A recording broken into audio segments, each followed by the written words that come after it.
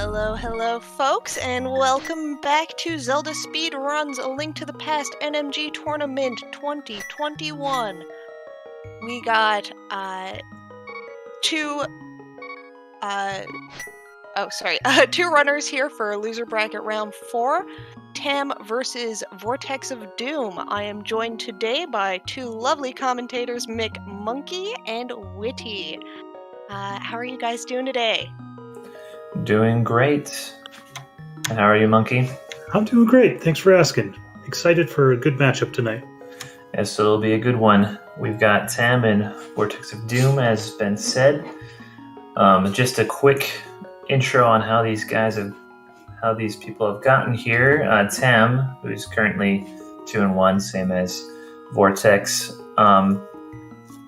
He won his first round matchup against Verts 505, and then won against Parisian Player, which was a very close win by just 3 seconds, and lost to the 9 seed Gerudo. So that was a real tough matchup for him there, which knocked him down here to the losers bracket to face up with Vortexofdoom. How about you? Give us how Vortex got here, Monkey. Yeah, Vortex, like you said, 2-1 coming out of Group J.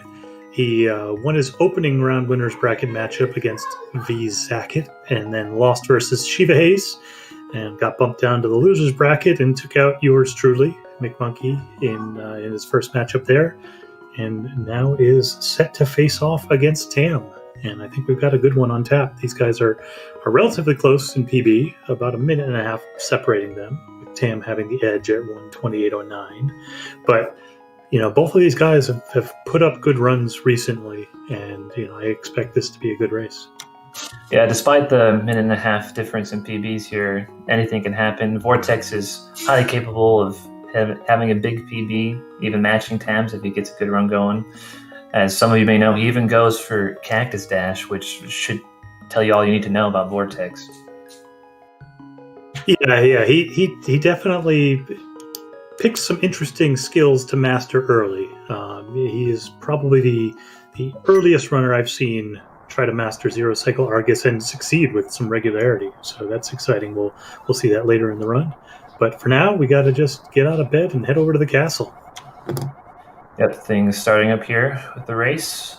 The escape sequence pretty low-key for these guys who have done it a bunch of times by now. They know what to expect, all the little RNGs they might run into, but we'll see what they get up to here. Yeah, and both of these guys, rando players.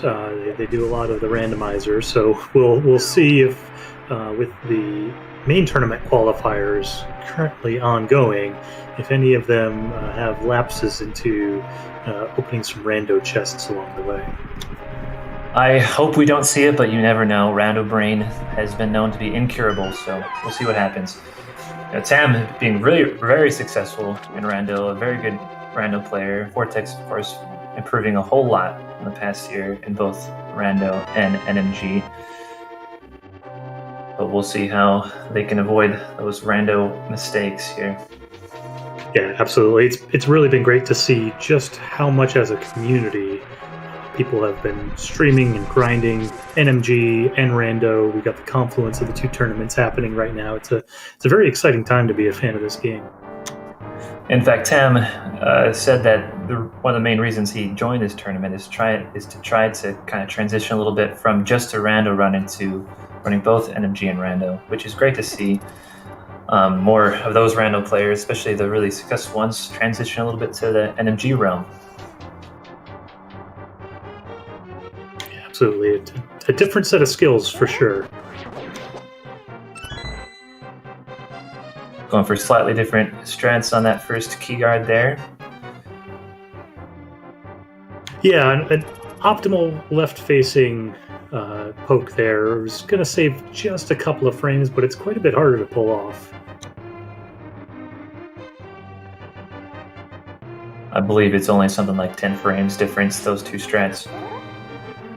Yeah, and that's the ongoing battle as a speedrunner is do you go for those little time saves, or do you go for something that's maybe a little bit more consistent so you can get more runs going deeper into the game. Vortex certainly of the mind of just going for every time save possible. A little more aggressive. I don't know what Tam's style is in that regard. We'll just have to wait and see. Yes, Vortex is hyper aggressive in a lot of these small time save strats.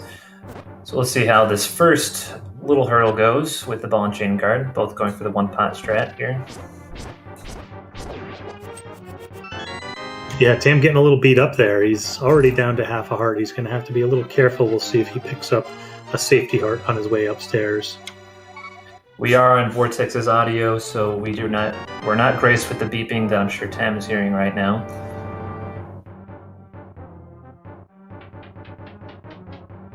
Does get a safety heart there just in case he gets snagged before he can get some more safety hearts. Yeah, not something you would probably see in a just regular run, but in a race situation, absolutely worthwhile to have that little bit of safety. A death here, wouldn't be the end of the race, but certainly would set him back further than he wants to be. As we're still here in the beginning of the race, what are you most excited for to see in this race between these two runners, Monkey? Well, there's the typical checkpoints through the NMG route, right? So getting through Helma, getting through Cold Stair, seeing how many blue balls we've got, hoping for an even number of blue balls. But, if we're hoping for even, I wouldn't mind seeing both of them get like 10, 11 blue balls just to make it interesting. Oh, yes, that would be interesting. But if we want to see some PB action, we might hope that they both get 0, but we'll see what we get. Personally, I'm excited to see what kind of shenanigans that Vortex gets up to, as we've talked about, and seeing what kind of strats Tam goes for, as well, as I'm not as familiar with the strats he goes for.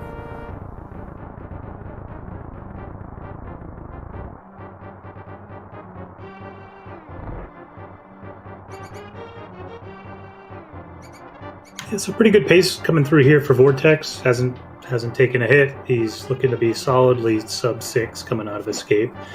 Meanwhile, Tam is not having a typical escape, I don't imagine. With his PB being at 554, this is well behind. Yeah, getting a little bullied in quite a few screens. Vortex getting bullied in the snake for snake screen. That's lining up there to not give passage. Yeah, it's one of those screens where the reaction time to be able to read the RNG and figure out the right path through is very difficult, and some patterns are a whole lot easier than others. Vortex getting a nice key rat RNG, not running away to the top left corner there. Yeah, Tam as well. We had 2 cooperating rats there, although on this screen they're not being quite as cooperative for either runner. No, you always got to watch out for those rats. And Tam again down to just half a heart. Hopefully he does not get nagged by any more of these rats. He can escape safely. Good news for him is the rats do a quarter of a heart, so he can take 1 hit still, and being down to half a heart will actually save him some time on the cutscene going into Sanctuary. Both surviving escape, getting out in respectable times. Looks like Vortex, if I'm reading his splits right, had about a 5:55 escape, which is great from him.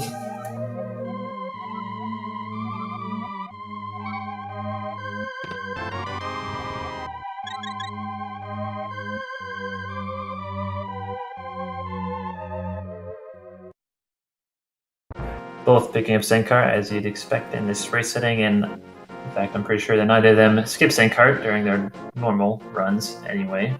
No, I wouldn't think so. At 128, 129, it'd be pretty rare to see someone skipping Sankar, particularly for Tam, who is down to half a heart. It would be almost suicidal to try to attempt the eastern segment with only half a heart coming out of Sank. While they're on this long trek to Eastern Palace, let's see if we can get a little bit more information about these runners. McMonkey did a little bit of pre-match interviews and get some info on these runners. It looks like some of these answers from Tam. He's looking to get eventually a 126 time in his NMG. That's his current goal time to get. And his experience here in the Link to Past running is he's been a rando player for about 2 years and only started NMG the last 2 or 3 months, where he's put a little bit more focus on NMG. And what kind of info did we get on Vortex? Well, Vortex has been grinding NMG for almost a year now. Started about last May, so a relatively new runner, and only started rando last year as well. He's hoping to eventually get down to where he's cut half an hour off his first PB in NMG, so that would be a 125.15 is his eventual goal. So a lot of work left to get down there, but I'd say having gotten to the sub 90 milestone in under a year, he's made a pretty good start of it. And Tam, having only started NMG recently, obviously the rando experience, a couple of years of playing the game helps, but to be at 128 already, only a few months into running NMG, that's quite an accomplishment. Very impressive. Very interesting thing about Vortex's rando experience is when the rando ladder first started, that was around the time Vortex first started running rando, and he absolutely littered the ladder with being a beginner. I think he was something like 1 in 20 at the start. Not afraid to hit those races early and grind away, but now he's quite successful in those races.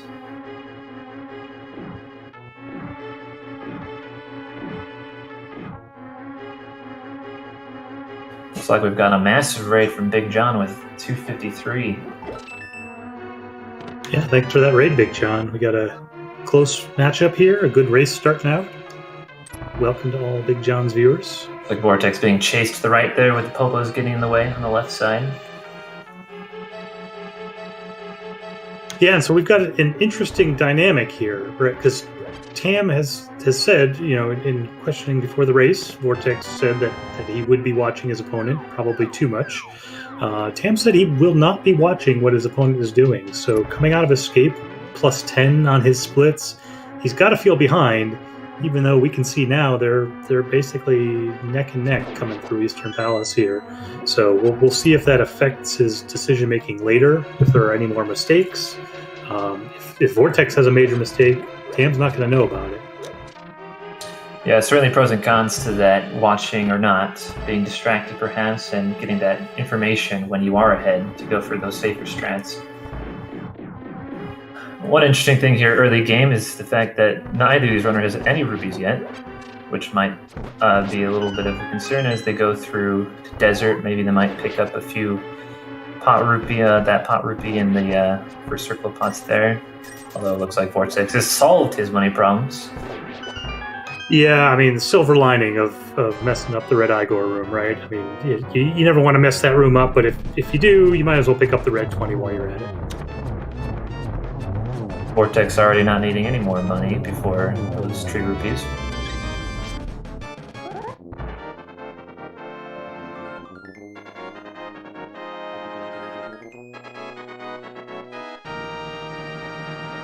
Yeah, so Tam's just a little bit cleaner through the last 3 screens there. Zelda Gamer Room, Red Igors, and Armos Knights, and that gives him a little bit of a lead now. Especially with those Red Igors, Tam making up that time and getting just a few second lead here, which we'll see how it lasts. Coming up to the desert split, which usually has the most separating part in the early game, being the landmolls fight here at the end of the split.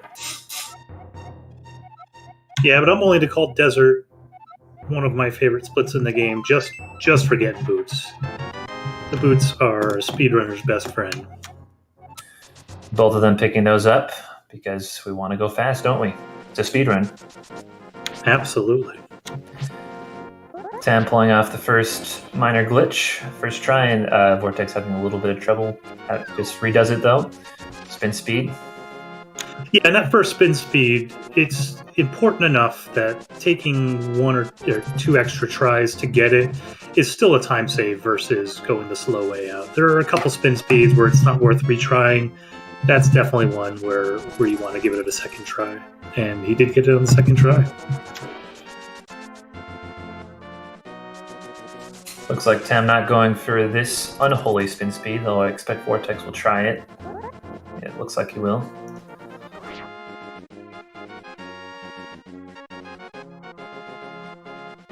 Yeah, I'd expect both these winners to be pretty consistent on spin speed. At this point, they're expecting to get it every time. Doesn't mean that it's going to work, but when they're attempting every one of these, that's their expectation, and I wouldn't expect them to mess too many of them up.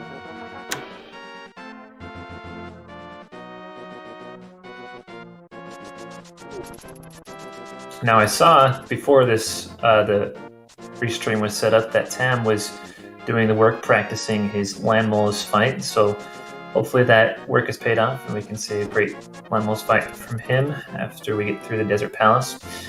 And Vortex was not practicing Landmos fight, he was practicing his Cactus Dash, so hopefully we see that from him as well. Yeah, absolutely. Landmo being one of those bosses that is just a black hole for practicing. It takes so much work to get incrementally more consistent and faster at Landmo, and it sometimes feels like you're not moving at all. But looking at the longer view is the important thing there. As I was telling Monkey before the restream started, I would practice Landmos for I think over an hour today, just back to back, and I think I got a 3-cycle one time of the over an hour of practice. So tough fight.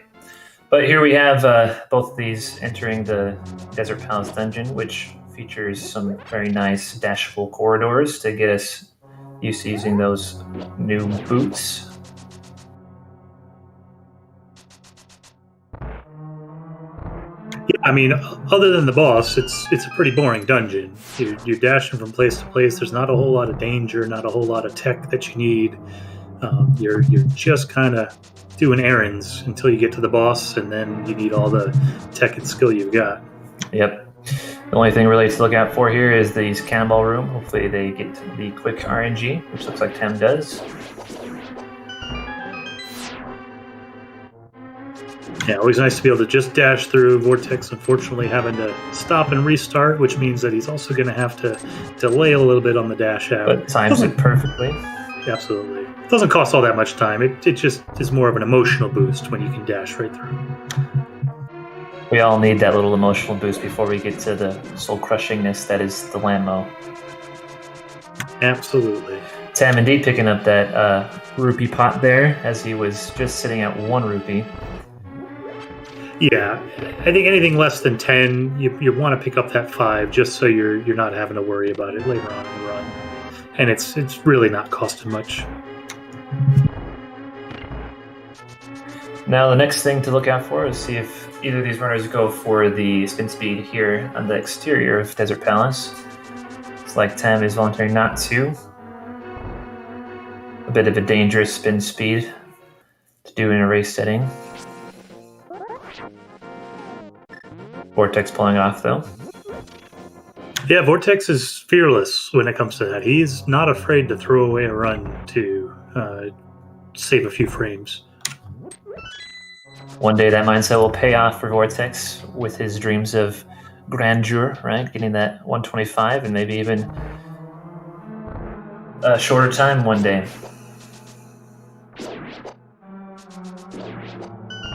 Yeah, if he keeps up the same grind he's been going through for the past year, I have no doubts that he'll make it to his eventual goal. All the top runners, of course, starting somewhere. Yeah, this very tournament being the place where several of the current top runners got their start in the community.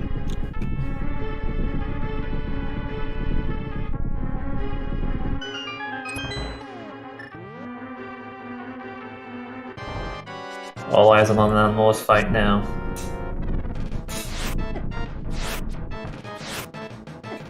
Vortex having a very rough first cycle there. Yeah, that's not the way you want to start the fight for sure. But Tam's not having much easier time. Both having a bit of a Landmo party. Ooh, and Vortex coming to half a heart. Can't take any more damage. Oh no. That is not good.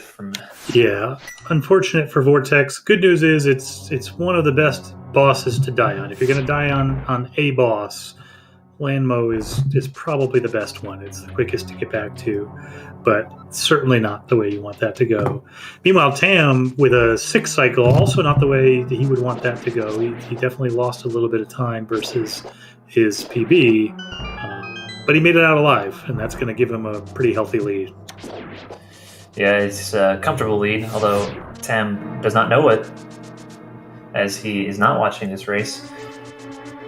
But you've got a Vortex probably already feeling the pressure now, dying early to a boss. Yeah, so you can see it lost him about 30 seconds to get back to the boss.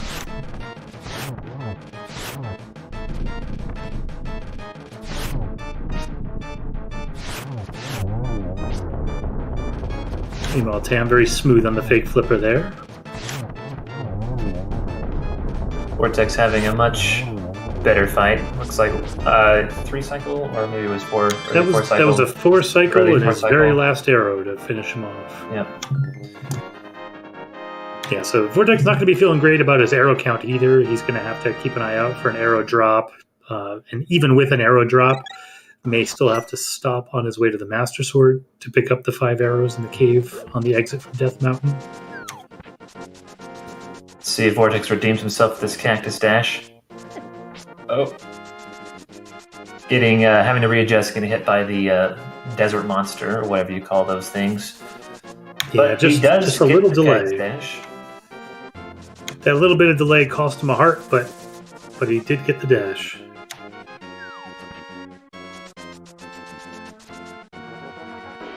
And you just love to see him still going for the cactus dash. I mean, he just died to Landmo. He knows he's behind. Doesn't let it phase him. He just goes ahead with the same strategy he was planning on. And I like to see that. Vortex having another clean fake flippers, overshoots the portal, but gets back to it safely.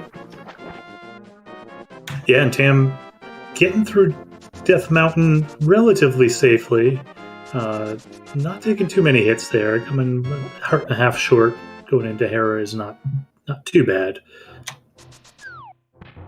Death Mountain being one of, if not the worst overworld areas in the entire game, with its plethora of pitfalls with the dead rocks and the falling cabbages / rocks, whatever they are, falling from the sky. Yeah, who thought it was a good idea to make them green? Who thought it was a good idea to make Link have pink hair? I mean, no judgment. He can have pink hair if he wants to.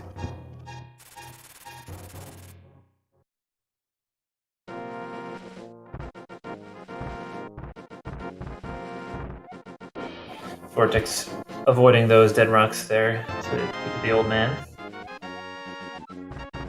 Taking their coffee break. Not a true coffee break. Not able to trigger the pegs, but they'll get a little bit of a mental break here. Those dash pokes are not that much effort to do once you're practiced with them.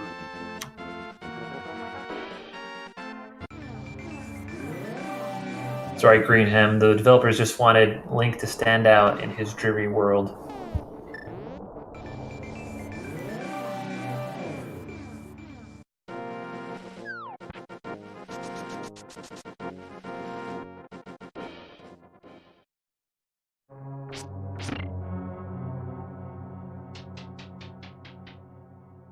Oh, yeah. Tam missing that last torch there, having to re-menu. Just a bit premature on the menu. It's happened to everybody. The next little thing we'll see here from Tam will be the bomb jump here in Hera, having a bit of a party in the Beetle Room. Let's see what strat he goes for. I don't know if he goes for the early bomb jump or one of the more safe varieties of the bomb jump. Yeah, it's interesting to see them with a non-optimal Beetle strat there.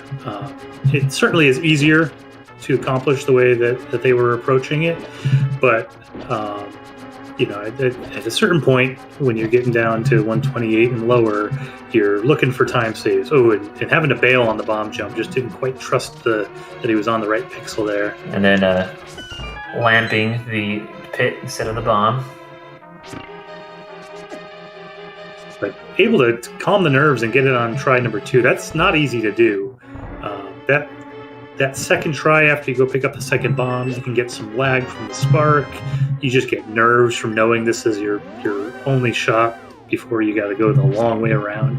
So good on them for getting it on the second try. And their reward is a Moldorm fight.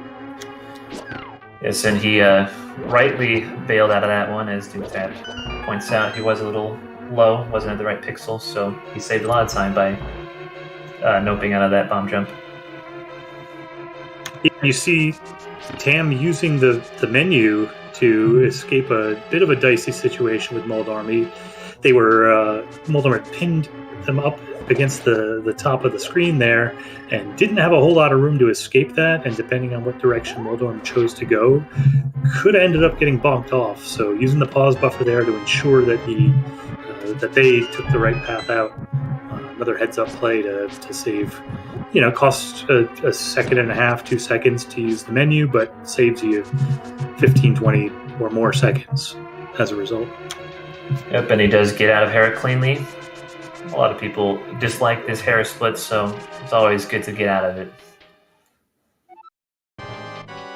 As Vortex now approaching his fight with Moldorm.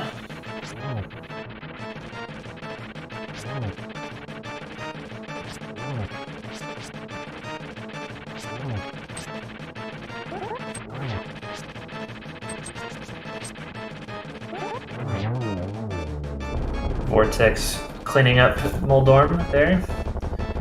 Now sitting about, let's see, what are their times here? Probably about 45 seconds or so behind, maybe a little bit more from Tam at this point. Yeah, certainly under a minute at this point. Yeah, about 50 seconds based on their respective splits.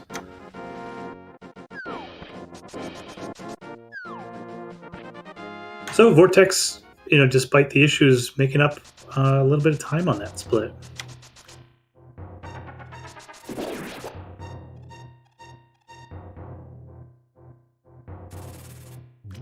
Vortex also grabbing these arrows under this pot, as he was low on arrows from having to redo the Lammo fight. Yeah, he almost had to at that point. Going into Agate Tower, you can do it with fewer than 8 arrows, but it's not going to be fast. So taking the time to pick up those arrows will definitely pay off once he hits Agate Tower. Another small luxury from Vortex missing up that red Igor room in Eastern Palace is he only had to pick up 2 of those blue rupees from the first tree pull, making it a little bit of a faster pickup there.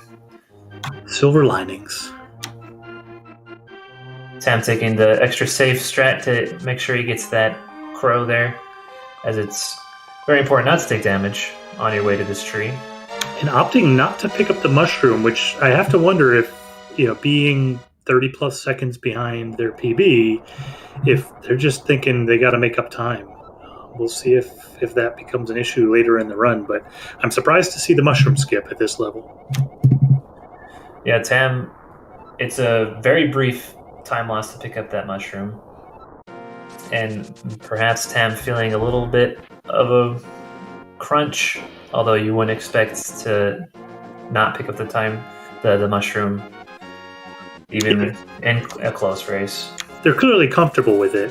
I wouldn't expect that they would just make a snap decision to skip the mushroom when they don't normally. But in a race situation, I find it hard to skip that safety. It could definitely save your run.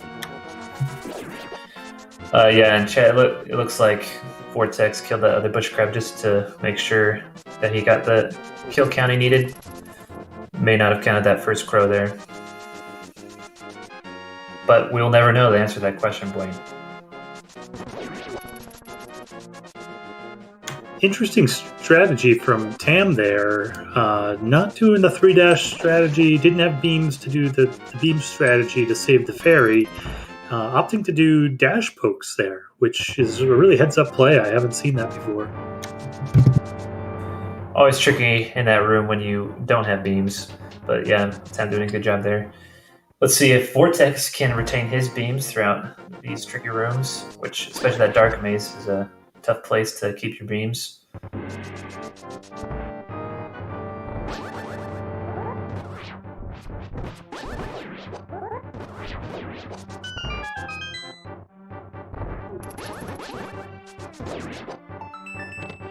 Tam getting into a bit of a sword fight there. Yep.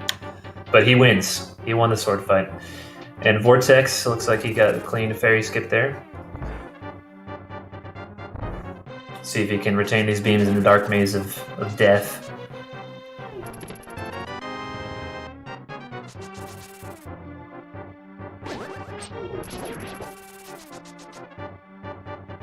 Does get a little bit of damage, so he won't have beams unless he gets a heart drop for a mistake here. Meanwhile, pretty good from Tam on the spear guards and circle of pot rooms. Not totally optimal strats, but got through pretty quickly.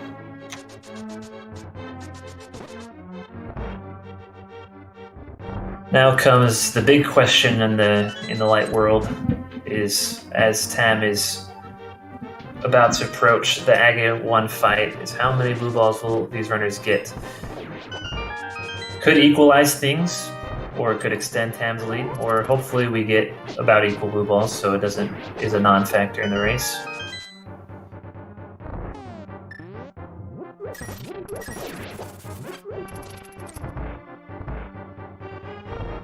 Both of our runners getting friendly RNG in Circle the Pots room, which is always nice.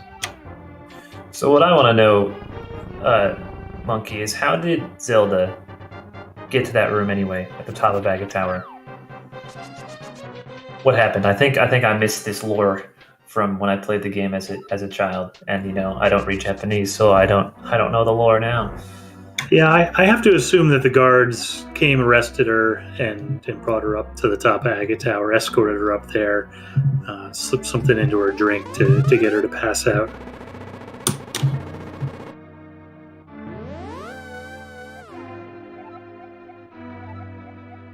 I have missed how many blue balls Tam has gotten already, but we'll see. With Vortex approaching, I'll count his side.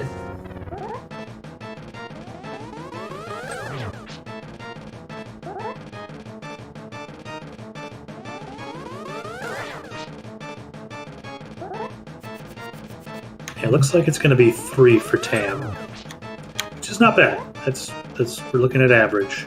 But most likely outcome. Vortex already getting 2 blue balls, so hopefully he doesn't get any more, or just 1 more.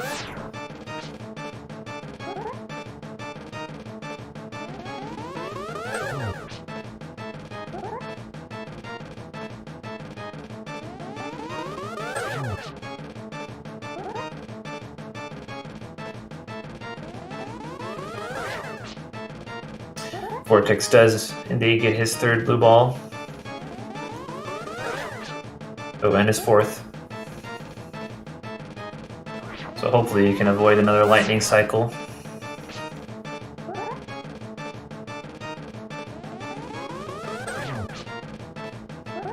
Meanwhile, for Tam, now the run really begins. Dark World is the fun part. And Vortex does get 4 blue balls, so just 1 more from Tam. So that's only a little bit of time loss for Vortex from blue ball and RNG. And a little bit of tongue-in-cheek humor in the chat from Vortex while he's running the race.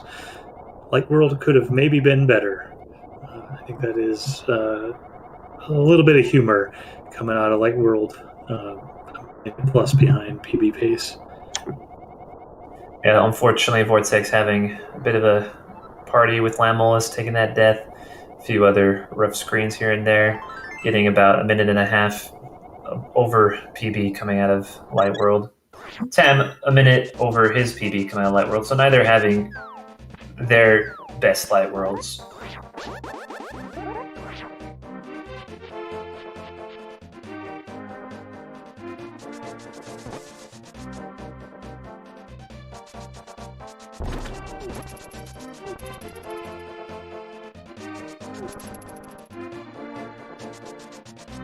Now, what do we have to look forward to in pod, Monkey? Our runners are in pod or approaching it. Yeah, we got a whole lot of key collecting to start with. Picking up a bunch of small keys, picking up the big key, and then doing the hammer jump, which is a finicky little trick where you got to get sit on the right pixel, plant a bomb, and then get sit on the right pixel again in order to leap the gap. These guys are going to be looking to do that with minimal number of pause buffers. Yeah, they can utilize their pause buffers. So the first pause buffer they'll utilize to change to bombs, and they'll utilize the second pause buffer to change to mirror. So ideally, they can do the trick with just the 2 pause buffers. That's what they're aiming for. Unfortunately, Tam's bomb there looked like it was just slightly too low. Didn't get it wasn't able to explode the floor there. Yeah, just a hair short on throwing the bomb. It happens from time to time. If you can recognize it, you can plant the second bomb before the first one explodes. It looks like he wasn't quite sure and didn't want to waste the extra bomb there. So lost a few seconds waiting for the explosion. JimTap advertising his 300 bit rate, which personally I think looks better. Maybe it's just because of JimTap's gameplay, but I always appreciate the 300 bit rate. Link to the past.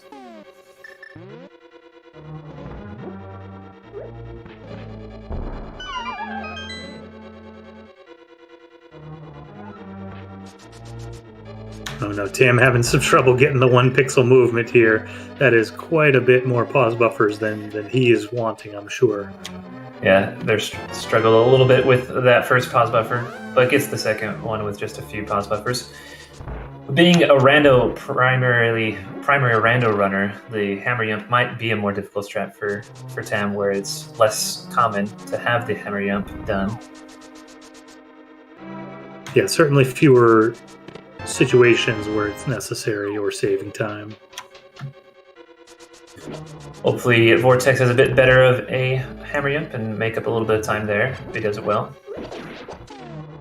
Although I believe, do you know how many pause buffers it takes before it's no longer worth the hammer jump, Monkey? It would be a lot more than even Tam did. It is a very long time, because you've got to go, in order to skip the hammer jump, you've got to go all the way down to the dark basement with the anti-fairies to pick up a key, and then go through the dark maze with the mini dodongos. So I think it's somewhere on the order of 30 seconds to a minute. Yep. It's, as Serious informing us, it's somewhere in the 30s range of pause buffers, and you'd have to pause buffer 30 times before it is no longer a better strat to use. So well worth it to learn the hammer jump if you're considering learning it or not.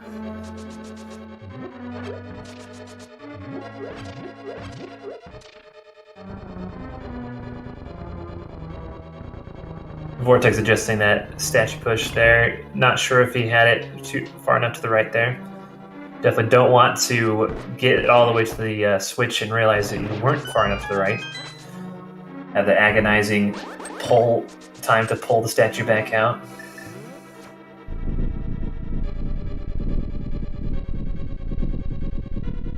Now we get to see one of the most dangerous early bosses in the game, Helmesor. With Sankart, you can take one more hit than if you don't take Sankart. So hopefully neither of these runners have any health problems here with Helmesor. Looks like Tam cleaning up pretty nicely with the mask. Oh, yep, deletes that fireball. Yeah, playing a little safe with the first fireball. Don't blame him at all. Makes it through with full health as a result. You gotta like the safety there. Vortex leaving one turtle behind. As you can see there, Tam employing the spin speed strat there in Helmified to extend the hammer hitbox, as I expect Vortex will also do.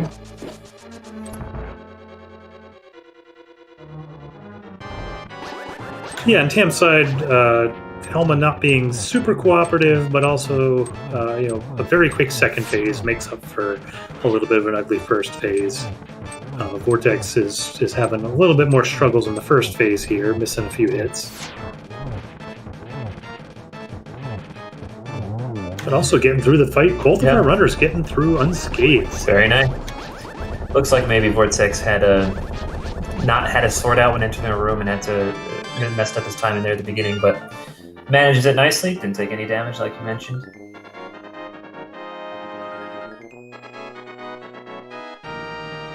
And we get our first crystal cutscene. Great times to take a little bit of a break in the run. Sit back. Sit back and mash some buttons.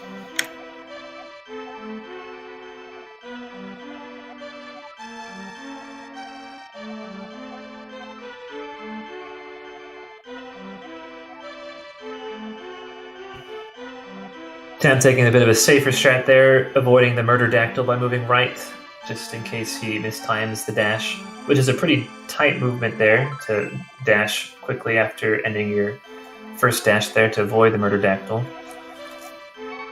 Yeah, it's one of those things that I think as you do more and more NMG, you start to look for those little time saves that you might not ordinarily go for in, say, a rando run. Just takes a little bit of knowledge of where it's safe. Open up the practice hack and give it a try a few times. Not the hardest trick in the world, but if you don't know the bounds under which it's safe, then you probably just don't feel comfortable going for it. We see Vortex pulling off that dash perfectly, avoiding the murder dactyl. As Tam gets his flute.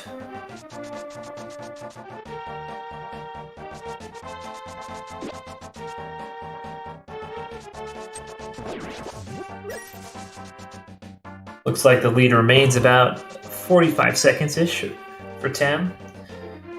Vortex maybe closing just about 5-10 seconds during pod, mostly probably from that hammering up.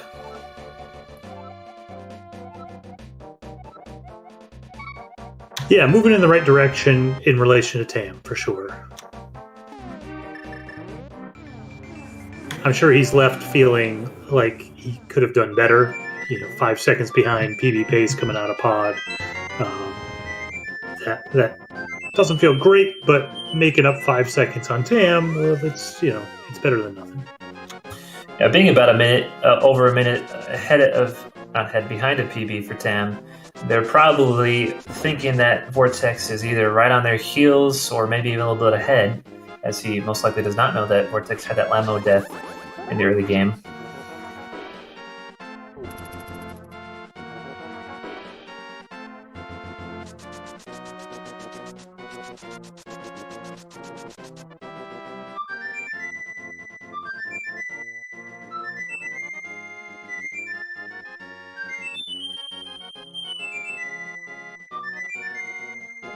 Tam getting the bonk rock.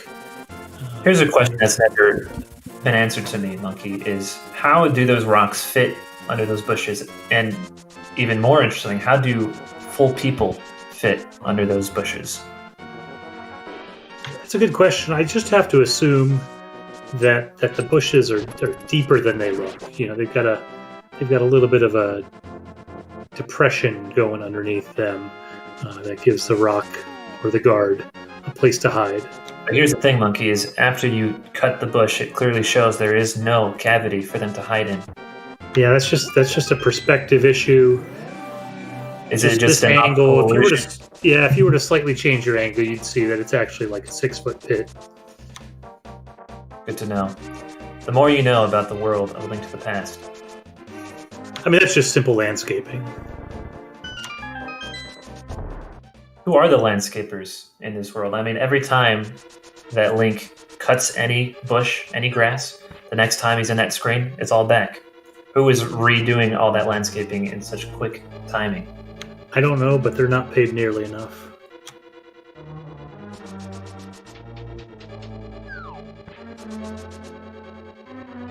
It's impressive dedication in this dark world, a world corrupted by Ganon's evil influence, that the Hyrule landscape team continues their good work, correcting Link's rampage through their land. But as we see Tam getting not quite the God Pixel readjusting so not having too much trouble there in the Hellway. You can really get stuck in that Hellway, getting bullied, but Tam avoided most of that. We'll see if Vortex gets his God Pixel.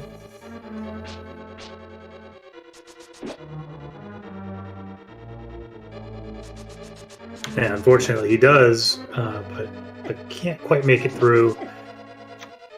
Patrick stars are not cooperating for either of our runners. Vortex not being granted mercy by the God Pixel.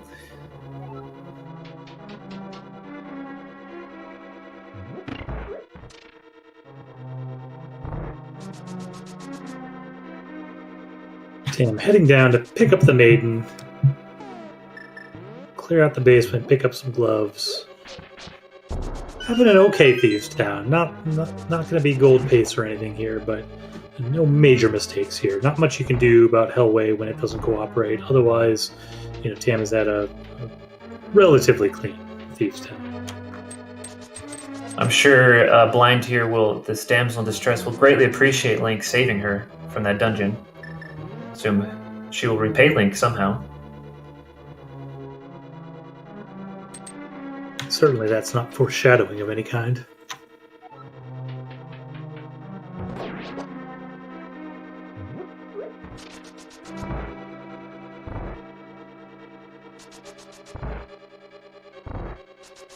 Vortex coming with just 3.5 hearts. Probably won't get any more safety hearts. As happened in his race with you, Monkey, is he was in about the same position, didn't pick up any hearts, but then actually got a little off script in his blind fight that we see Tam doing flawlessly at the moment, and had to menu buffer his way out of a 1-heart situation.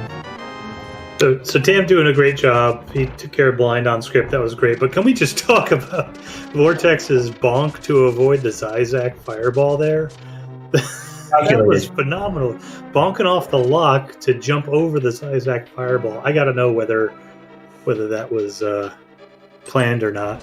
I mean, Vortex goes for Cactus Dash, so you can't put anything out of the realm of possibilities.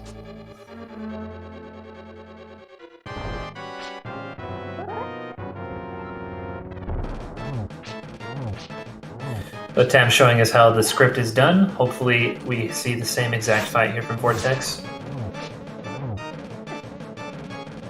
Vortex informing us that it was in fact intentional and that the frame rule is free.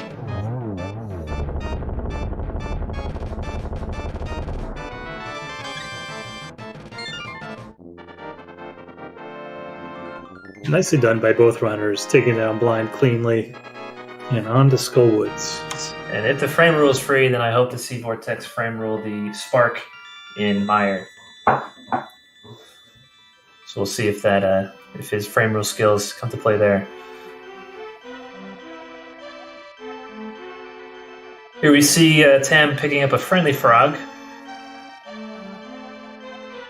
who will actually repay the kindness of saving him from his dungeon and giving Tam quite a nice upgrade to his sword. It's showing that he doesn't learn from his mistakes. Rescuing random creatures in the dark world, he just can't help himself. These dwarfs not pulling a scam on Link, as some other characters in this game would do, only charging 10 rupees to upgrade the legendary Master Sword, which frankly is a pretty weak sword, all things considered.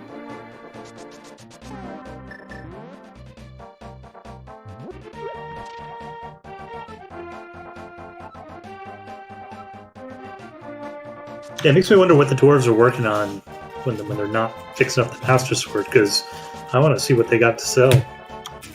Yeah, I mean, if these smiths have the skills to vastly improve the capabilities of a legendary piece of equipment, what else can they do? I am curious. And Tam getting one of the most important tricks in the game, successfully getting the fence dash.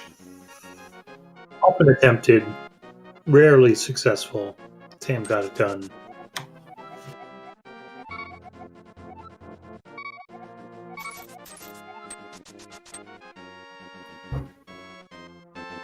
If that's true, Doomtap, if they really make dead rocks, then I have no sympathy. They should leave him in his prison.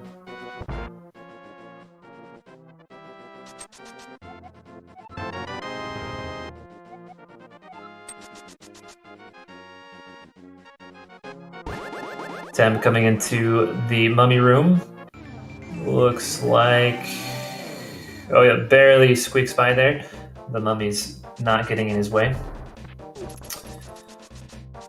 And Vortex going for fence dash, but unfortunately bonking. Yeah, that is the expected outcome when attempting fence dash. I mean, you're just pressing 2 buttons at the same time. How hard can it be, Monkey? 2 buttons at the same time would be fine, but we're talking about a direction and a button at the same time, which is basically impossible.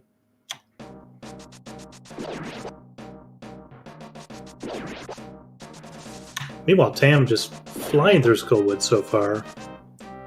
Doing quite a good job of getting through Mummy Room, getting that fire rod, and already heading to the back.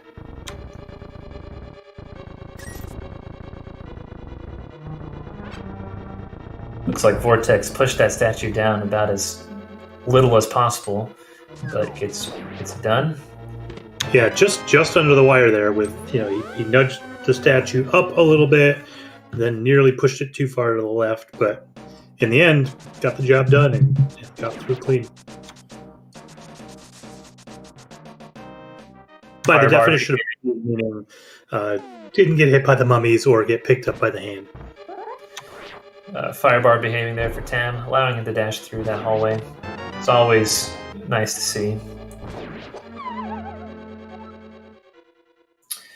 Tam will quickly be approaching the moth fight, which, if done quickly, can look like it's the easiest thing in the world, but can quickly turn into a mess if you get going for a little while. As the fight gets harder, the longer it takes.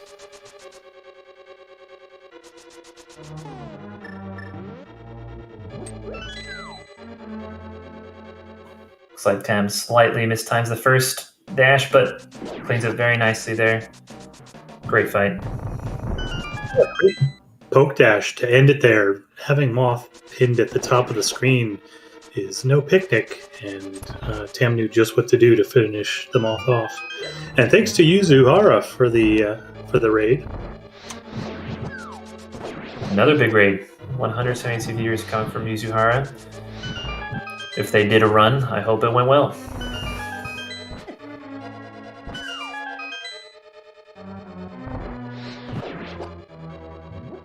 Vortex opting to fire rod that mummy to give time to get that heart, just for a little extra safety on this moth fight. Yeah, worth it to take a few extra frames to get a little bit of safety on the moth fight.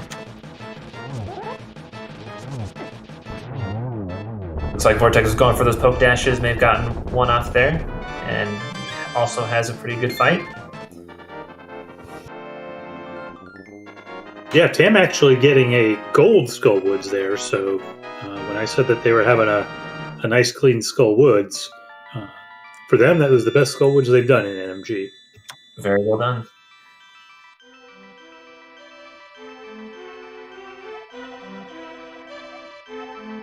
Vortex also having a fairly clean split. Nothing too big there.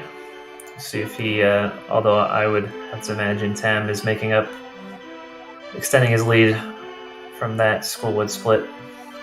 Yeah, certainly Vortex keeping an eye on Tam's stream. Not what they wanted to see, a 20-second time save and a gold.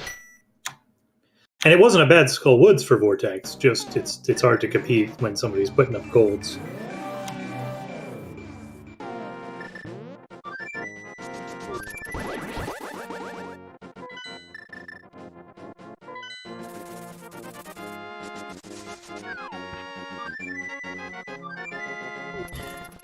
As you can hear there, Vortex fluting before the screen transition to set up a fire rod shot for the first room of ice pallets to make that first room a bit faster.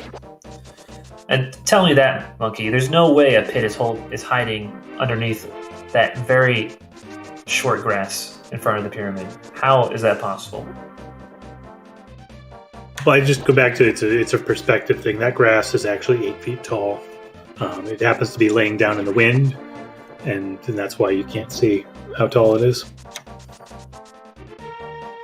That's also why it slows Link down so much. It's hard to walk through that kind of tall grass. Good point. If it was that short of grass, he wouldn't slow down.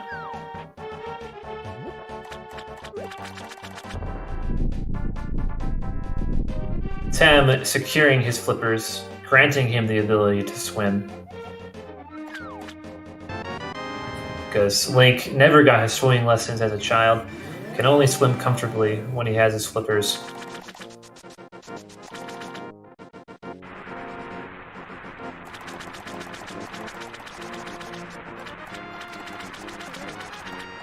It's an interesting race going here. Vortex with the big goof in Desert Palace, but only lost 7 seconds so far over the course of the splits between Desert and here versus his PB pace. Meanwhile, Tam has been, up until Skull Woods, had been kind of losing ground on every split, so you have to wonder if that's in the back of their mind, not knowing where their opponent's at. If they're choosing to still not watch their opponent, they've got to feel the pressure building. The Skull Woods Gold will hopefully get them back on track. Hopefully Tam's Skull Woods Gold putting their mind a little bit at ease, but as he said, he's not watching the stream. He has no idea where Vortex is at the moment. And the lead now less than the cost of that Desert gaff. So Vortex putting up the better time, even with one more blue ball between Desert Palace and here. So if Vortex can keep that up and get maybe a little bit of help, we could end up with a real close finish here. So I always like to see close races. Hopefully no time is made up from any large errors from Tam. Hopefully Vortex can make up some time with some great execution and we can see a great finish.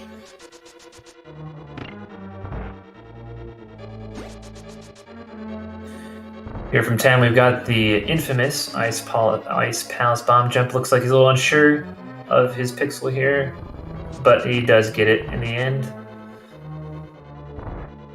Yeah, a couple menu buffers to make sure that they were on the right pixel. Not a big deal. That's one that you want to be able to get without any menu buffers at all. But certainly taking a couple menus to ensure you're on the right pixel is better than taking the fall. Getting the nice penguin lineup room. Let's see how he does in Lonely Fire Bar. Oh, he goes for the spin strat there. Crams himself into the stairwell.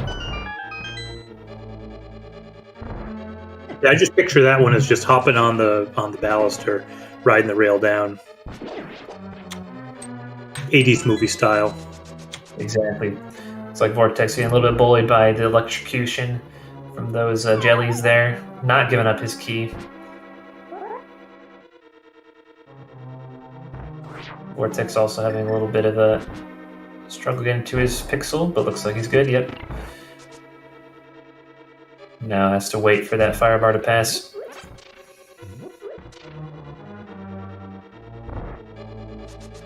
Tam going for the 5 slash strat, gets a little bit away from him. Yeah, I do not blame Tam for being a little gun shy. With only 4 hearts, that is a single puff touch from death. So taking that a little bit carefully, letting the puffs roll out, keeping his distance. But gets through and makes it through alive, which is the important part. We'll now see what strat Vortex goes for with the Cold Stare. I believe he normally goes for the single poke dash. But we'll see with 5 hearts. I imagine he'll still go for it, but we'll see what he goes for.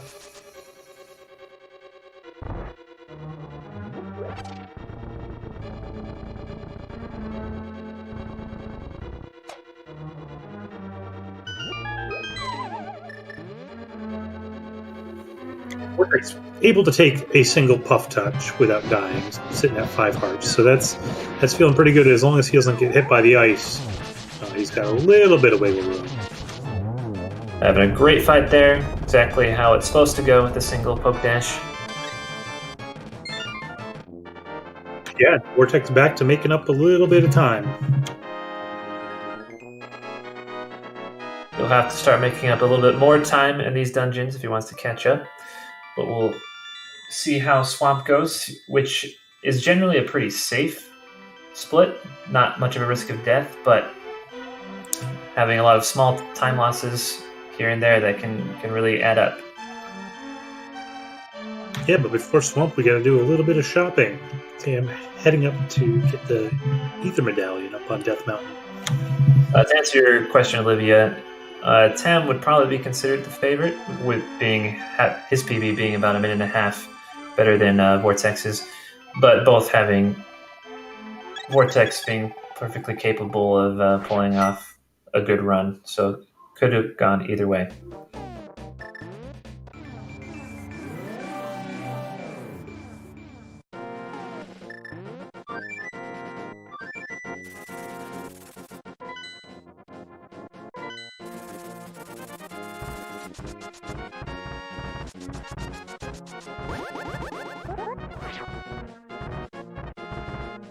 Yeah, I kind of like the Swamp split for just the reason you said. It's not the most dangerous split, and since it is intended to be the second dungeon that you do in the Dark World, ends up feeling like a little bit of a mental break for the most part. That said, there's a lot of enemies that move around randomly. Things can definitely get off the rails and become dangerous in a hurry, but most of the time, I'd expect these runners to make it through Swamp without too many issues, and just kind of take a breather on the way to Misery Mire. Tam opting for that bonk strat in the dam switch, which I believe Vortex also goes for.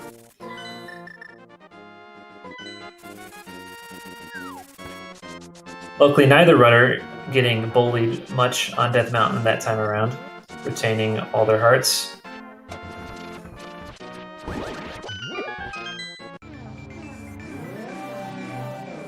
But then Vortex getting hit right at the last second by one of those Octoroks.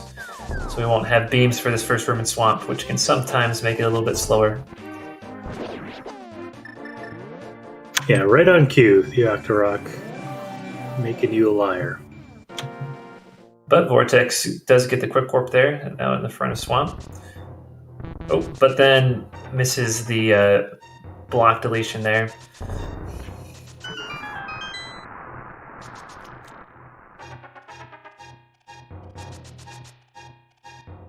Yeah, these are the kind of little things that pop up, especially when you're pressing to try to make up ground, to try to go a little bit faster.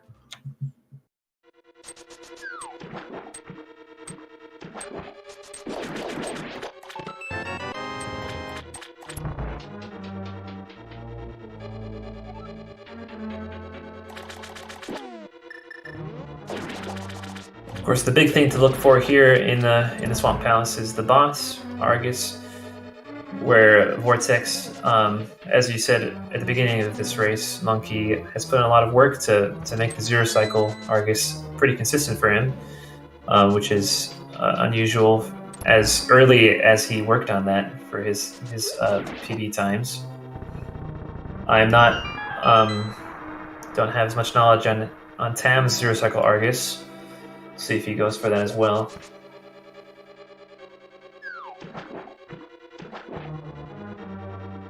Yeah, it's one of those tricks that when you're in the process of learning it, there's not a whole lot of risk in just going for it. You can kill a few puffs, and if you don't get all of them and get the Zero Cycle, you haven't really lost any ground versus not trying at all. So I would expect to see Tam give it a try, even if they're not successful. And on Vortex's side, it's he said it's a blessing and a curse to go for Zero Cycle this early. It's by no means consistent, I don't think. Certainly gets it way more than another runner at his relative skill level would.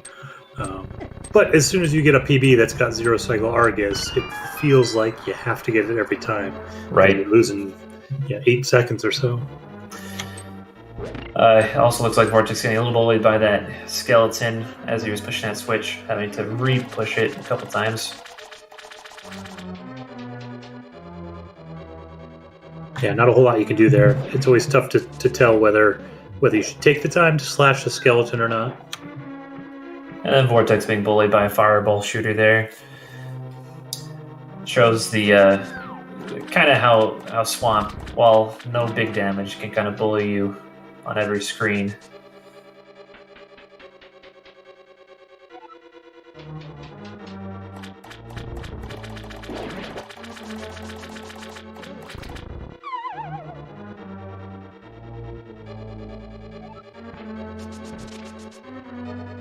Tam getting that hook dash there to make that pot pickup easy when pushing the statue up there. If you don't get the hook dash, there's only 1 or 2 frames where you can actually look at the pot with the statue on top. Yeah, and another pretty clean segment from Tam here. Only taking a half a heart of damage so far through the dungeon. Getting a little bit of arrow refill. That's you want to be around at 21 arrows coming out of Swamp Palace, ideally.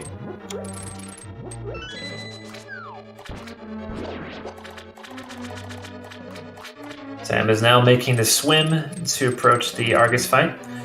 Let's see how it goes for him.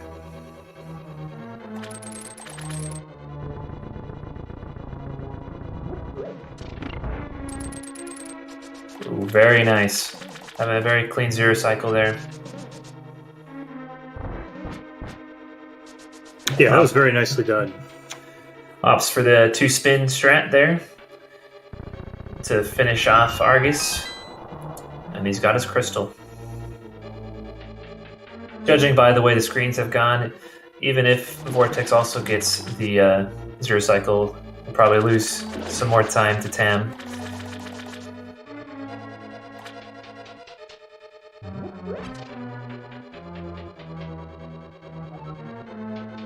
A lot of games still to go, and obviously the hardest segments upcoming with Meyer, T-Rock, and Cannon's Tower. But at this point, Tam's got a if not comfortable lead, he's got a secure lead outside of a major mistake.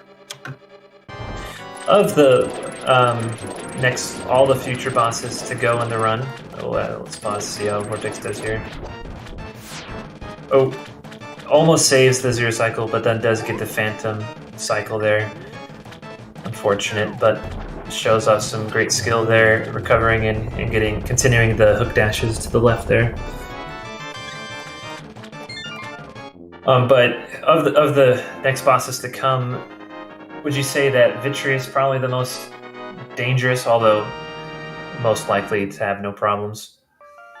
Yeah, Vitreous being the most dangerous simply because you're taking so much damage on purpose in that boss. You're already coming in, you're certainly not going to have full health on Tam's side with them opting to skip the mushroom. And then, the strategy of beating the boss is to take damage boosts in the poison. So you're playing with fire there, and if you miss the damage boost, the poison doing 1 heart of damage, and get hit by an eye instead, you're taking 4 hearts, and you can pretty quickly find yourself in 1-hit KO mode. Yes, from what I found, the trick there is after you do your first spin, if you stay a little too far up, you won't get the damage boost from the slime, but instead you'll get hit by a eyeball, and you're just dead. So it can be a thin line there. But I expect we won't have any problems from either of these runners, but you do never know. Yeah, I just wanted to point out again, Tam with the gold swamp. That's 2 golds for Tam so far in this race. So despite being around a minute behind PB pace, putting up a good show here with a couple of gold segments. Tam has extended his lead over Vortex over the last 3 splits, where Vortex was making a little bit of time here and there, but Tam recovering and extending his lead.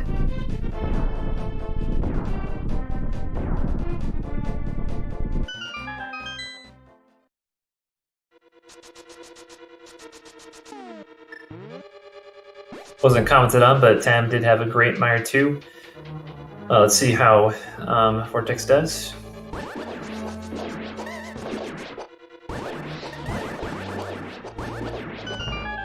Great Mire 2 from Vortex as well. One of the most satisfying rims to do well.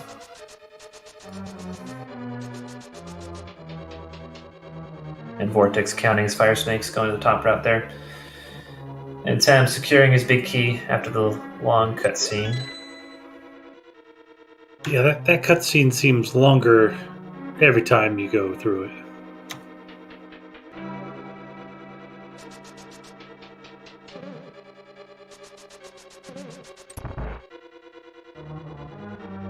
Tam. Oh, it looked like Tam was going to go for the Spark Gamble, instead opting to go the safer route. Yeah, above it. I'm looking forward to Vortex's Spark Gamble because he claims that frame rule is free. So I would like to see him frame rule the Spark.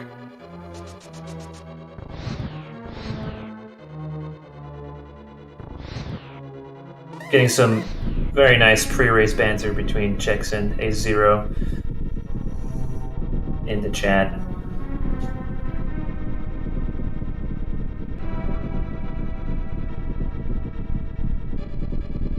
You'd love to see it.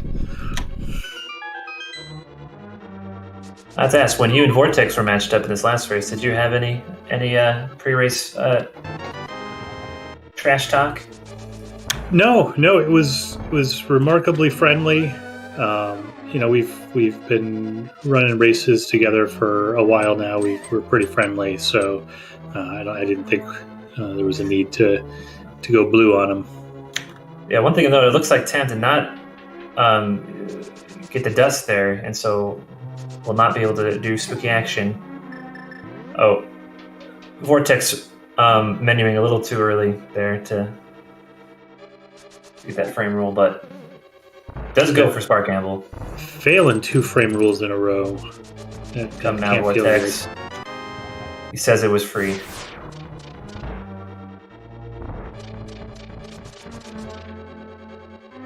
And with those 3 hearts of damage coming into Spike Room here, Vortex is maybe going to have to use that mushroom going into Vidi.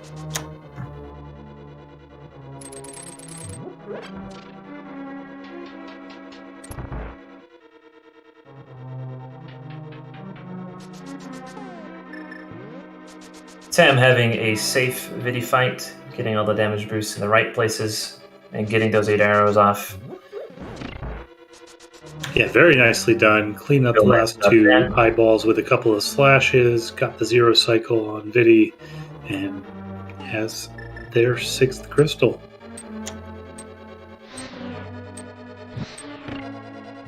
Vortex missing the fire rod shot.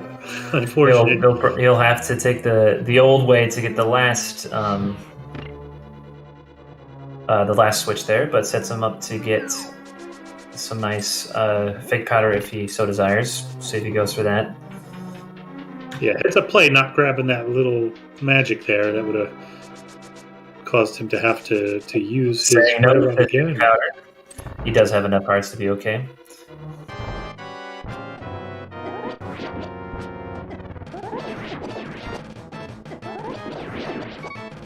But Vortex playing it safe, getting low enough there.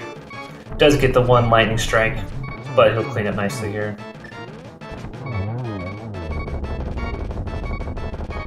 Yeah, I'm sure that at this point, the choice to not fake powder there, 7 hearts, that's what the practice hack gives you. It's probably what Vortex has practiced the most, and being behind in the race. If you're on the fence about whether or not to stop and fake powder, being behind, needing to make up ground, probably is the deciding factor. Vortex informing us that he had not decided yet, but good decision not to go for it. Confident in his Vidi fight. Tam not forgetting to get Ice Run. Also, shoutouts to H0, busting everyone's brackets in that NMG tourney, just tearing it up there in the winner's bracket. And also looking like just getting a PB as well. Congrats to him.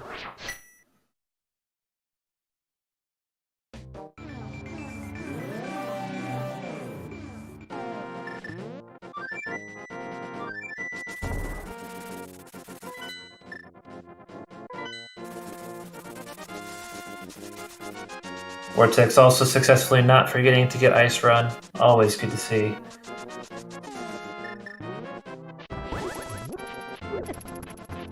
Oh, that's unfortunate. Thankfully, Vortex having a spare bomb here.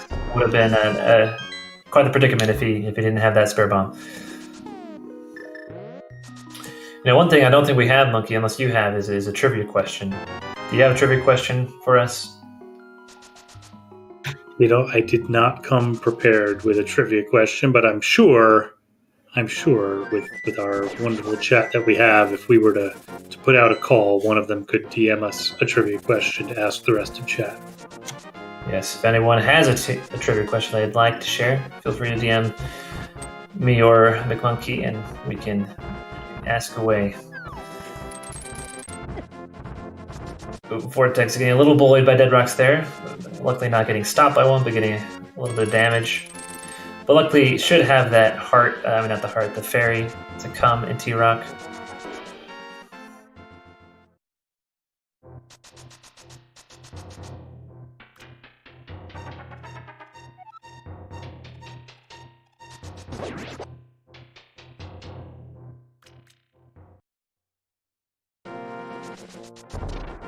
I believe T-Rock is based off of Wii Sports Resort.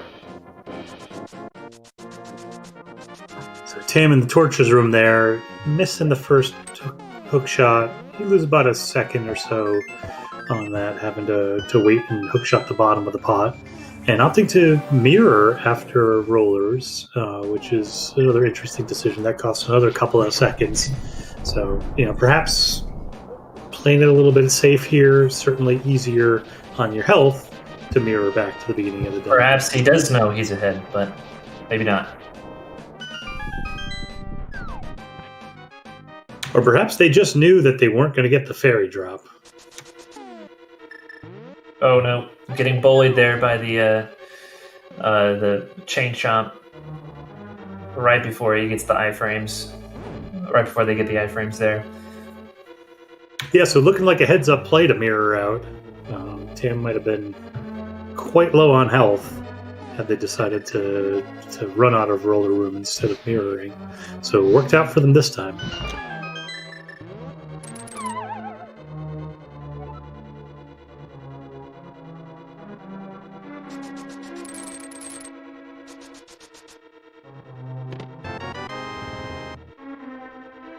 Vortex not mirroring out here, taking the oh no. Going for the damage boost strats, but getting caught there by the roller. But I do believe he has the fairy coming. Oh, and it looks like Tam is having a party on the other side of things.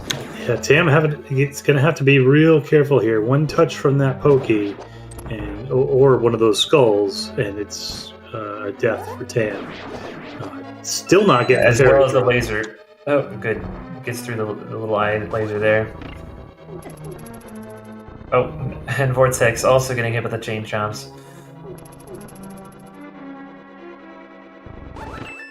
I'll pose to you another question, Monkey. Why are the chain chomps there? What are they doing? I have to imagine they're guarding the key. But why are they in Hyrule? Is what I'm saying. Oh, I see. Well, from the lore of the Zelda games, we know that chain chomps are raised as pets on the island of Koholint. I think this is just the early breeding phase of the chain chomp as pet fad. And same can be said about the Pokies. Are they also bred as pets on that island? No, not bred as pets there. I think that's more of just a wild desert animal. Vortex also having a bit of a party with this Pokey. Pokey's one. Yeah, smartly taking out the fire rod there to mitigate the damage. Getting lasered as well. Luckily, he had enough hearts to not take the death.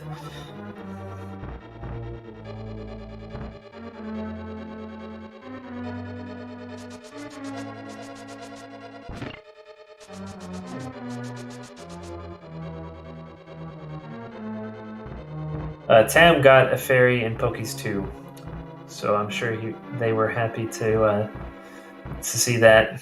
Feel a lot more comfortable here in the last part of Turtle Rock. Yeah, that fairy gets you back on schedule in terms of health and magic.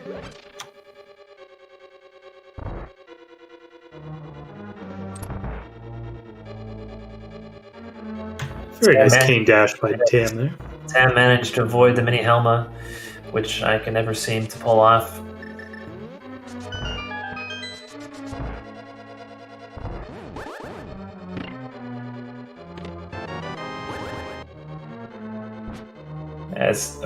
As Tam enters the Trinix fight, looks like he's going for front side Trinix fights, strats.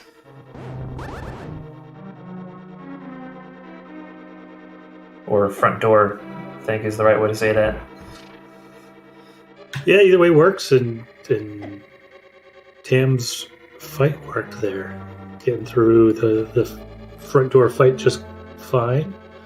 Getting the double slash and one more, or the double spin and one slash, and takes down Trinix.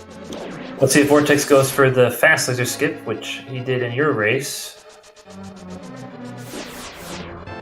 He does, he gets it. Very nice.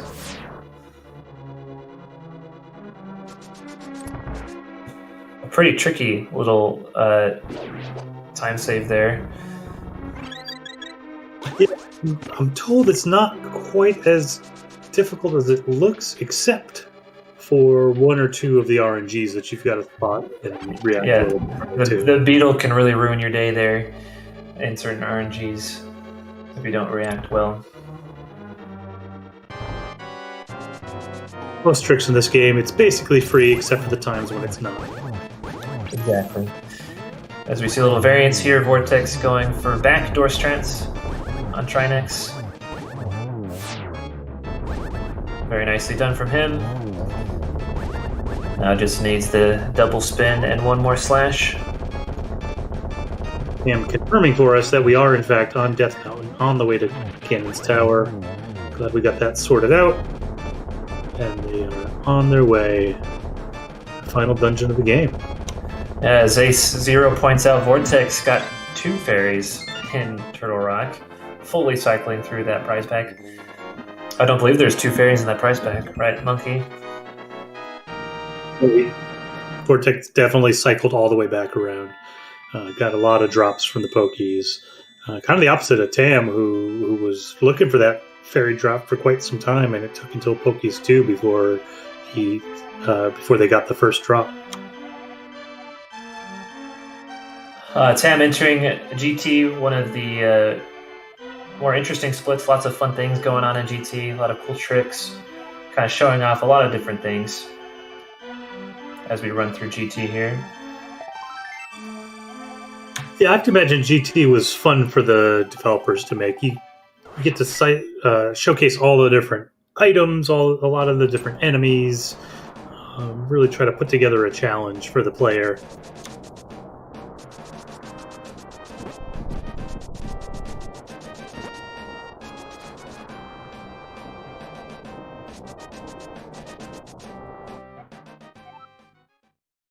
And now, 30 years later, we got these punk kids just racing their way through it.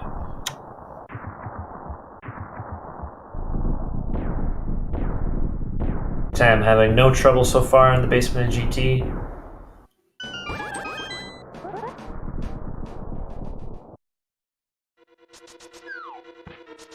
Oh, having a little trouble with that portal skip, but a friendly beetle knocks him through.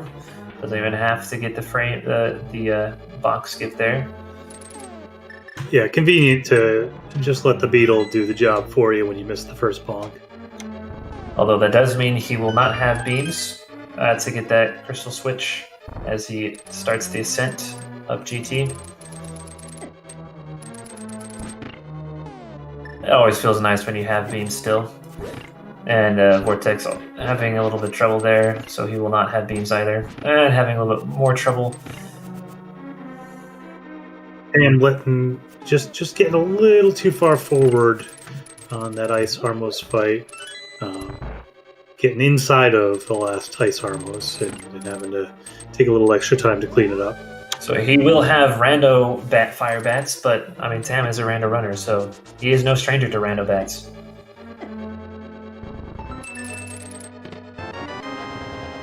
Vortex getting bullied a little bit more with those fire bars.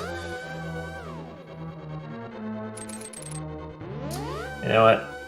Oh, as Vortex has said, he thinks that the basement of GT is scarier than the ascent to GT, which not many people agree with, but maybe it's true in Vortex's case. That's probably not the prevailing opinion on the two halves of this tower. But, you know, different tricks, different areas are tough for different people. So if you ask 10 different Link to the Past runners what their least favorite segment is, you're probably going to get at least a few different answers.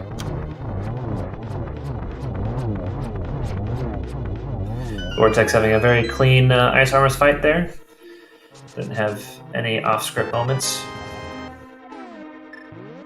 As Tem begins his gauntlet. Looks like Tem was almost going for that green rupee there. Wanted a little extra cash.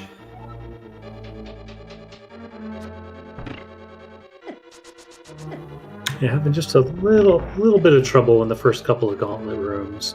Nothing major, but, you know, just a little bit of enemies getting away.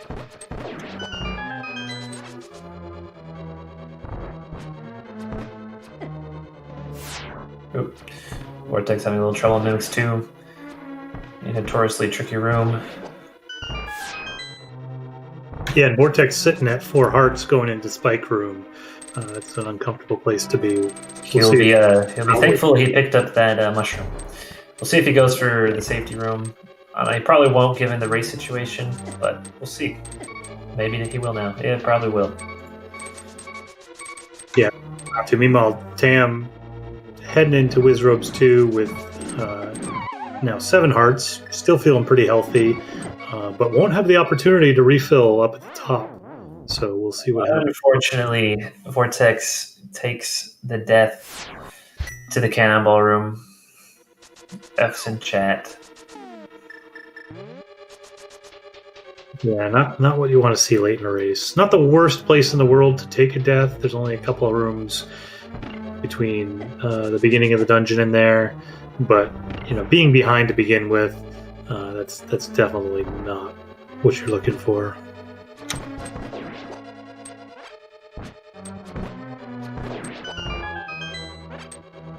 ForceBev giving the Vortex oof emote, one of my favorites on Twitch there. It's not so bad when you can use a great emote.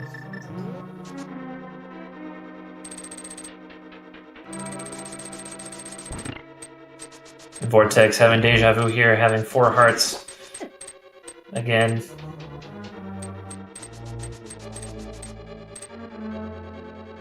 Yeah, I think at this point in the race, probably just trying to get through it.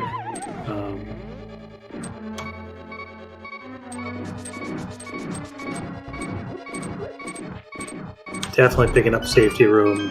The only real hope here is for a Ganon death on Tam's side. We're obviously not hoping for that. You know, from Vortex's perspective, you gotta just keep going, get through the seed. Meanwhile, Tam having clean ascent, no trouble with Moldorm 2, as he gets to what many will say is the hardest fight to do fast in the game. It's usually an argument between Lanmo and Agatu, which has the higher skill ceiling. Getting good patterns on Tam's side. Yeah, very nice. Looks like a triple-double. Yeah, 3-2-1 is what I counted there.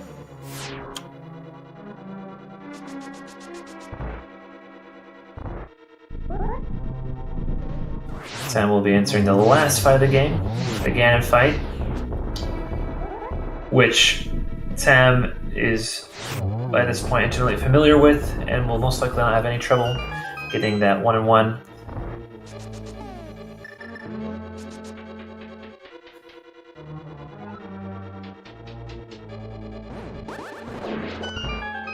Getting the clean trident spin, well on his way for the 1-on-1.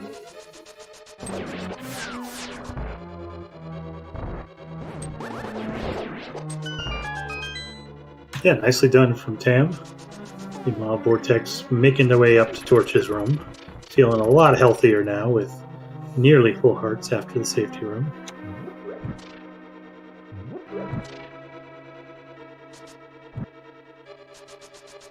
Going for the torch dash there, not getting it, unfortunately. At this point, why not? Tam getting quite a few Ganon warps, but is finally reaching the final phase of Ganon. Opts for the lamp. Let's get Torch Clutch there, always a safer strat.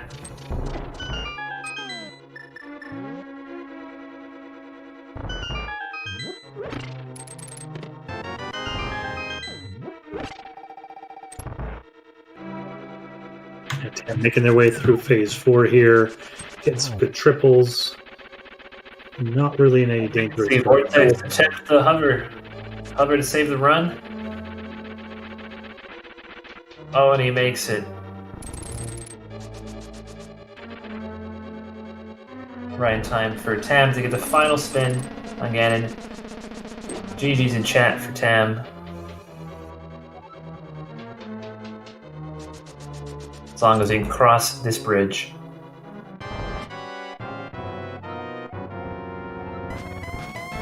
Nicely done. GG's to Tam.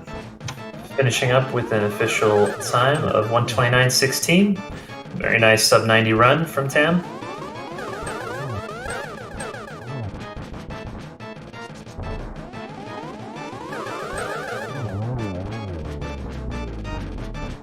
The nice Aga 2 fight from Vortex. Also taking Aga 2 down in 3 cycles. That's very good for Vortex, as he will get to his Ganon fight. We'll see if Vortex goes for some cape spins. I know he's been practicing some cool strats on Ganon. Vortex drops into Ganon. We are joined by Tam. GG, congrats on the win.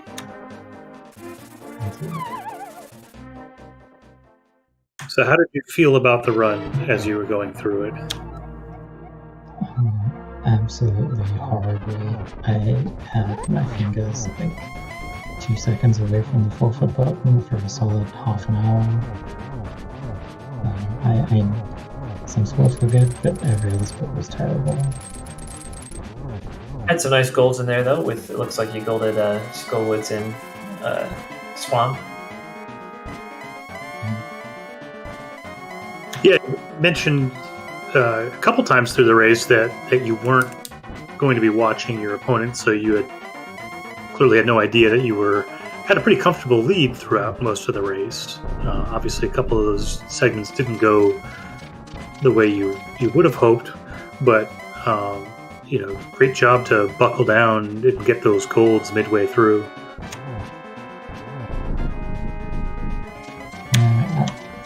I've been watching, but after I lost 10 seconds in escape and then had a fiasco and Lemur, I was strapping myself in for a very long race. Yeah, right. Really, the trouble started right away in escape for you. It's not normally the way you want to start out a race. Do you think it was just escape being a bully? Do you feel like there were some nerves involved? There's definitely nerves every time in a race, and there's also additionally nerves whenever I'm on restream. But I think I was just not playing well. Did a great job riding the ship though throughout the race. Having to ride, starting with escape, not having the best escape, but throughout the race you put up some solid splits, especially in the second half, in the last part of the run, and finishing strong, getting the win. Congrats on the win, as Vortex finishes his fight, and it also joins us. GG Vortex. GG. GG Vortex. GG. That was a run.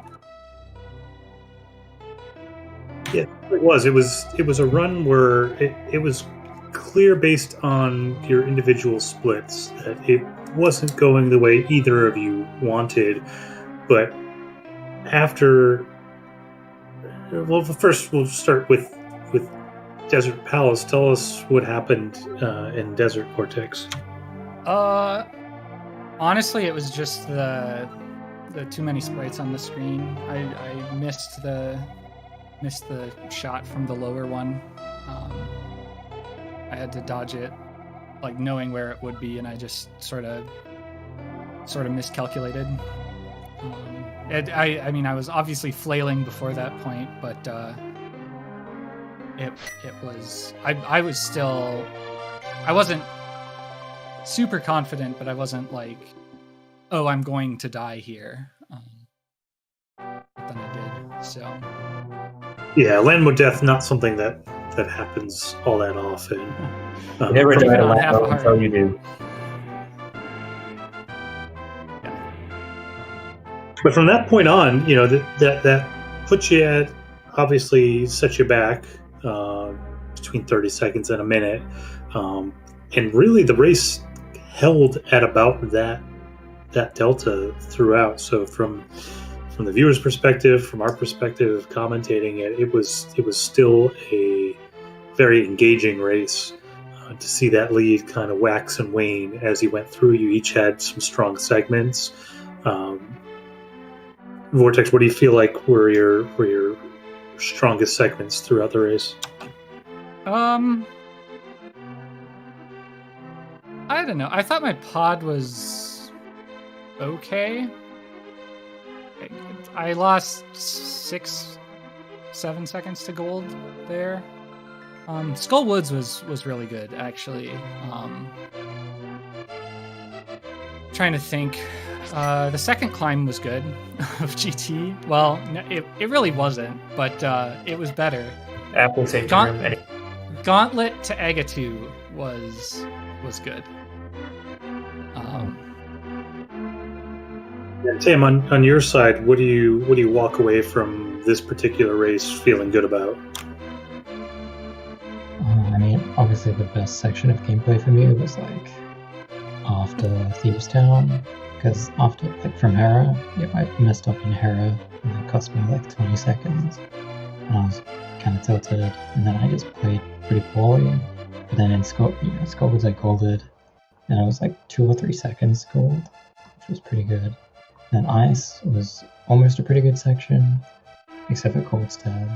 And then Gold Swamp, and then Maya was actually going to be a gold, except I just didn't press A when I was doing Spooky, which was kind of upsetting. So that, I definitely feel good about that section. Yeah, absolutely. And on that Cold Stare fight, was it a matter of realizing you were at 4 hearts and just kind of trying to keep your distance from the puffs? Or were you just, a little too far away for the spins and slashes? I messed up the timing of the fire rod shots, which has happened to me in like my last 3 races, and I just got really upset, and I knew I was at fault, so I did not bother risking any dash groups or anything. And even then, it was pretty sketchy. There were a couple of moments throughout where you had some very heads-up plays, being aware of what the situation was. You mentioned Hera. The fight with Moldorm was another one of those where you utilized pause buffers to make sure that you didn't get bumped off. So there were a handful of those where things didn't go optimally, but you definitely showed some wherewithal to make it through and survive the fight, which is obviously the important part in getting the win here today. Yeah, I mean, obviously, I don't feel good about the way I played, but I did avoid dying, which is always a positive, and it's something I can't say about many of my races so far. So I guess I can't be too upset about it. You certainly play consistently enough to get the win, where you will, in the next round, be facing Trinex. And unfortunately for Vortex, this ends your run in the NMG tourney, but how are any closing thoughts on your run here in the tournament? No, I mean, I had a blast. I did actually, I should say, have a couple firsts in GT. First is that death in Cannonball Room, I've actually never died there before. So that's one for the collection. And I've actually never hovered in a run before. Not even dead ones. So Yeah, that congrats was for that actually hover. my first Moldarm 2 hover in a run. So yeah, I thanks so much everyone for putting it on. I am actually looking forward to at least a little break. Definitely have been playing more Zelda than is probably wise, but I'm definitely going to keep playing and keep grinding my time down. So Yeah, we look forward to seeing even better times from you in the future, Vortex. And what are your thoughts, Tam, going up against Trinex in your next matchup? That'll be tough. I don't really expect to win, but anything can happen, and I would like to have a good run in this tournament, because I feel like the only run that I felt good about so far, I had 11 blue balls. So it would just be nice to have a good time. Yeah, you never know. You are, of course, highly capable of a great run, and should be a great matchup between you and Trinex. Any closing remarks from anyone here for this restream? I'll also say thanks for putting it on and the commentary and everything. Yeah, GG to you both. I look forward to seeing your next matchup, Tam, and GG against Vortex for putting up great runs in the tournament. Getting a PB during the tournament, it's always a great thing to see. And thanks for the restreamers as well, ZeldaSpeedRuns, and putting this on for us to watch this great race. Yes, so we're going to clue this up now. Thank you again, both runners. GG's to both of you. Thanks to both of my commentators, Witty and Mick Monkey. And thanks to all of the viewers who stuck around, watch this lovely round of our NMG tournament.